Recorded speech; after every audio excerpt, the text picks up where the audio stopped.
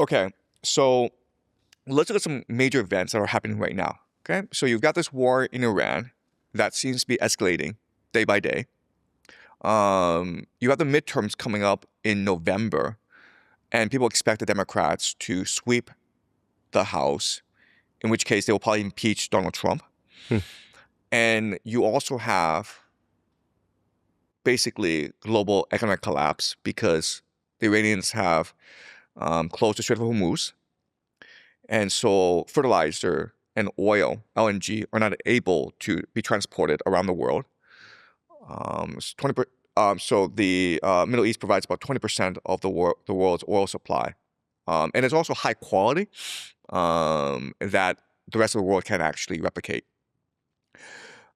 So these are all very pressing issues right now, right? So my prediction for how things will unfold is that, number one, I think this war between the United States and Iran will only escalate.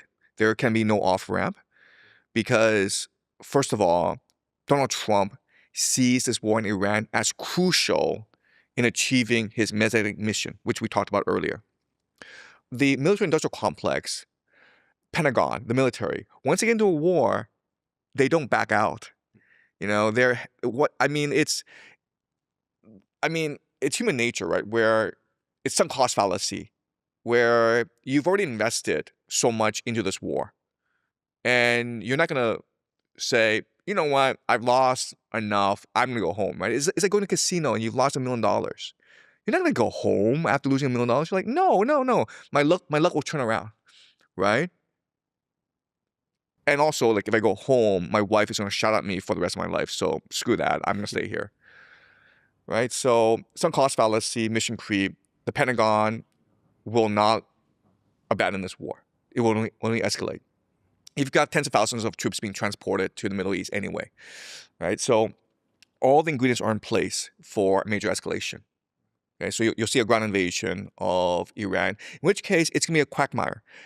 America's gonna be stuck there for 4 years, I think, is optimistic. 4 years is optimistic, possibly 10, 20 years. Okay, so that's one prediction. Another prediction is that the midterms will not go the way people expect them to go. I'm not saying they'll be canceled, but what I'm saying is that right now, Donald Trump and the Republicans are trying to pass something called the Save America Act, Right. which is to say that they want voter ID. Now, the Democrats are saying that voter ID is akin to voter suppression. And the reason why is if you have voter ID laws, then you need ICE officers in the polling stations. And we know what ICE is like, right? So we can imagine that there'll be intimidation. There'll be some fraud going on in November. There may also be a cancellation of certain elections. I don't know how the midterms will turn out, but what I will say is that it's almost insignificant how the midterms turn out, because it's possible the Republicans stay, they maintain the House and the Senate, in which case Donald Trump continues his war. It's also possible the Democrats put up people called the Blue Dogs, who are national security apparatus people who are Democratic. Okay, so these are people who are CIA, who are Pentagon, and they would support this war. So they come into office and they would impeach Donald Trump if he did not continue this war. Okay, but it's also possible the Democrats sweep and they impeach Donald Trump, and this won't change anything because he still has the power to fight this war to the bitter end. And if he gets impeached, you can imagine that he'd be even more determined to fight this war. So I don't know what the midterms will turn out, but I will say that it will not be the way people expect it to work out. I think there'll be a lot of surprises. And I will also say it won't change the trajectory of this war. I think the trajectory of this war is already set. Okay. I will also say that by 2027, you should have the framework for national draft already in place. It is possible they've already passed legislation to create the national draft. or it's possible that certain people have already been drafted. I think by 2027, ICE will be much more powerful than people imagine. I think they want to deploy National Guard to all major cities in America because they're preparing for economic collapse, they're preparing for financial collapse, they're preparing for the national draft. And they will need law enforcement and National Guard in all the major cities, especially in democratic cities like Los Angeles and Boston and Chicago, where they expect the resistance to be the greatest. By 2027, all the ingredients for civil war should already be in place. I don't mean actually, two militaries fighting each other, but I'm saying like nationwide discontent and riots and protests and insurgencies. Okay, so this is going to be low-level conflict, but it's going to be what the Civil War will look like for the next few years. The global economy should have collapsed by 2027. So JP Morgan has reports saying that the world will run out of oil by the end of this month. And that's because of the closing of the Strait of Hormuz. That's right, because of the closing of the Strait of Hormuz. But the problem of the world is that people are used to efficiency, which is to say getting resources as cheaply and as quickly as possible. And the entire world is structured around efficiency. And the problem, though, is that efficiency and resilience are at odds with each other. So the example is just-in-time inventory, right? So companies don't have inventory because they don't want to bear the cost of inventory. So they just use just-in-time supply chains, meaning like you will only keep this thing in place for a couple of days before you ship it to another place. But what happens if there's a chokehold, right, or on the supply network, like the Strait of Hormuz? Well, then your entire system implodes because there's not enough inventory to go around. People aren't stocked up on necessities, right? So this crisis that we're seeing in the global economy will only get worse. And it's going to extend to every aspect of life where you think, okay, well, I don't drive a car or I don't fly a plane for next year. Like, no. That's not how these things work, man. Cheap energy is the foundation of the entire modern global economy. So it's not just travel, it's also food, man. It's possible they have to start rationing food. So a few days ago, Prime Minister Albanese of Australia and Prime Minister Keir Starmer of the UK start to address their nations. And basically, their point is, and it's very subtle language, but their point is, buckle up, guys. Okay? Because right now it's going to be food shortages, but imagine if there are food rationing going on, right? So this is a world that's unimaginable for most people, but it's a world of limited resources. It's a world of resource conflict, and it's a world in transition of collapse. So buckle up. Would you predict that by the end of 2027 will be the destruction of Al-Aqsa? Yeah, okay. So let's go into what we know about Al-Aqsa so far. Okay, so there was a Jewish rabbi who's very well known in Israel, but last June, during the 12th Day War between Israel, the United States, and Iran, he said basically, wow, this war would be the perfect opportunity to stage a false flag operation where the Iranian missile is flying over Al-Aqsa Mosque. We demolish it and we blame it on the Iranians. Then the Persians and the Arabs would go to war against each other and we could laugh our heads off. What a great way to resolve the conflict in the Middle East. Okay, so that's one piece of evidence. Another piece of evidence is the idea of the red heifer. And so the Jews, the Messianic Jews, want to rebuild Solomon's temple, build a third temple. But to do so, you need to consecrate the ground. So you need to make a red heifer sacrifice. But according to the Bible, the red heifer has to be perfect.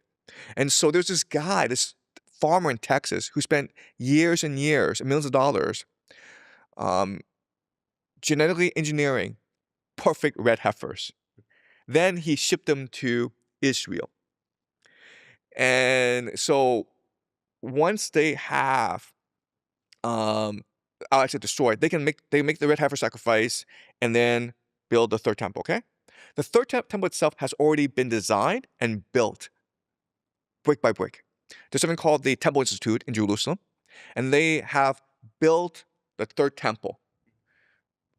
And all they do is move the third temple from the current location to the Al-Aqsa Mosque location. So this can happen right away. Okay? That's another piece of evidence. Also, we know that there have been archaeological digs under the Al-Aqsa Mosque these past 2 years. So if you want to do a controlled demolition, right? Well, that's what you do. You pretend it's an archaeological dig. You implant explosives under the Al-Aqsa Mosque, and then you pretend it's an Iranian missile, and then you blow up the Al-Aqsa Mosque, and then problem solved, right? It's not, we didn't do it. It was the Iranians who blew it up. Then you had Netanyahu last week say that an Iranian missile was just so close to the Al-Aqsa Mosque. And he said, oh, it was so close, and there's a great danger that the Iranians will blow up all these holy sites, the Church of the Holy Sepulchre, the Western Wall, the Al-Aqsa Mosque. The Iranians are that crazy, so watch out. It could happen, okay? So you have all these things lined up, and you have to believe that given the fact that right now Israel is run by these religious fanatics, given the fact that for decades, these religious fanatics in America, the Christian Zionists, have been supporting Israel. And given the fact that this war provides perfect pretext and excuse to destroy the Al-Aqsa Mosque, they'll probably try something, okay? But when, I can't say. It could be 2027. It determines on how the war goes. And also, the thing about these religious people is, they believe in astrology. They believe in numerology, okay? So if they were to do this, there has to be a ritual, and there has to be a astrological alignment. Right. Right? So they haven't planned it out, but I don't have access to this information, so I can't tell you, but they probably haven't planned it out. And they'll probably enact a ritual involving a false flag in order to destroy the Al-Aqsa Mosque. That's my guess. That part really fascinates me. And I think we'll touch into that later in the interview. But what would that trigger, theoretically, the destruction of Al-Aqsa Mosque? Right, so I think they've already telegraphed the plan, which is they'll pretend it's an Iranian missile. Yeah. And then they'll do a controlled demolition of the mosque, and they'll blame it on the Iranians. And at this point, the war will be so confusing because Americans have sent in ground troops. And the war is raging on multiple fronts, where the Iranians are also destroying the oil refineries, the desalination plants of the Middle East. The whole world, especially Africa, is in terrible economic is in a terrible economic situation. There might be a food shortage in Africa. There could be a famine in Africa, and so the entire world is sort of distracted. Right. So then the Al-Aqsa Mosque is blown up, and people are what? What was that? What is the Al-Aqsa Mosque? Right? Because people don't have enough food to eat. There's rioting in the streets. The grocery stores are empty. Right? People aren't arguing okay, well, I don't have a job and my bank account has gone to zero and there's no food and everyone's fighting each other. Who cares about the Al-Aqsa Mosque? Right. Because it was an accidental destruction in theory. Do you think we're heading toward nuclear warfare? I am convinced nuclear weapons will not be used in this war. And the reason why is, according to game theory, Iran, Israel, and the United States do not benefit at all from the use of tactical nuclear weapons. Okay, so let's go with Iran, okay? Iran could, in 3 weeks, build 10 nuclear devices because they have the uranium And the technology to build a nuclear weapon is actually open source. You can actually go online and build and find this information, okay? It's not that hard. If Pakistan can build a nuclear weapon, so can Iran, okay? So, but Iran's not going to do that. And the reason why is that for them, it's very important to maintain the moral high ground. And also, the only way they can lose this war is if nukes start flying, right? So you have 10 nukes, okay, you might destroy Israel, but then America has thousands of nuclear weapons to destroy you, right? So that's not strategic. And the Iranians have demonstrated that they are very strategic and very thoughtful in their actions. They've shown a lot of restraint in this war so far. Okay, so Iran's not that interested in using nuclear weapons. They probably don't even want a nuclear weapon, okay? Israel is getting all at once, right? Because Israel is trying to achieve the Greater Israel Project. It's trying to control the Middle East. So it needs America and Iran to destroy each other. Right now, they're trying to target Iran's critical civilian infrastructure, including desalination plants, including power plants. In fact, Donald Trump has threatened to blow up every single power plant in Iran if he's losing this war. Recently, I think yesterday really, the Americans blew up a civilian bridge. Okay, so as this war escalates, the Americans are going to blow up every single piece of critical civilian infrastructure in Iran, including bridges, power plants, reservoirs, desalination plants. So that's going to take a few years for Iran to recover. So Iran's not going to be a threat to Israel in the long term. Okay, America will send in ground troops into Iran at some point to win this war, and it'll be a quagmire for the Americans. They might send 100,000, they might send 500,000, who knows? But regardless of how many they send in, they're still going to lose the war because Iran is much too big, and the Iranians are much too determined, right? So it'll be like another Vietnam, in which case the Americans are forced out of the Middle East. And CENTCOM, the entire American military infrastructure then goes to Israel, right? Israel now becomes the dominant power in the Middle East. So from Israel's perspective, you don't even want to win this war. You don't even want to participate in this war. You just want America and Iran to duke it out for as long as possible, right? So why use nuclear weapons? Okay? The United States is, if you're Donald Trump, you're trying to rebuild America, and you don't really care actually what happens in the Middle East. You win this war, great. You lose this war, I can deal with that. You care more about what happens in America. You care about using the national draft. You care about ICE. You care about election tampering in order to consolidate your power in America. That's the thing about war. War drives political transformation. And so Peter Hegseth yesterday fired 3 top military generals. You can do that in a war because they're not obeying you. They're not following their orders, right? So war is a great mechanism of political transformation. And that's what Donald Trump is focused on, right? So you want to drag this war out as long as possible because that gives you more power, right? So there was a press conference between Vladimir Zelensky and Donald Trump. And basically, a reporter asked Zelensky, hey, when are you going to retire, man? You've been president for how long? And Zelensky's like, well, we're in a war, so we've suspended the Constitution. And Donald Trump's like, you can actually do that? And Zelensky said to him, oh, yeah, you like that, don't you? Right? So he's telegraphing to you his intentions. They're not joking here, right? So the longer this war drags on, the more that America is mired down in the Middle East, the more Donald Trump benefits politically and personally. So why would he use nuclear weapons?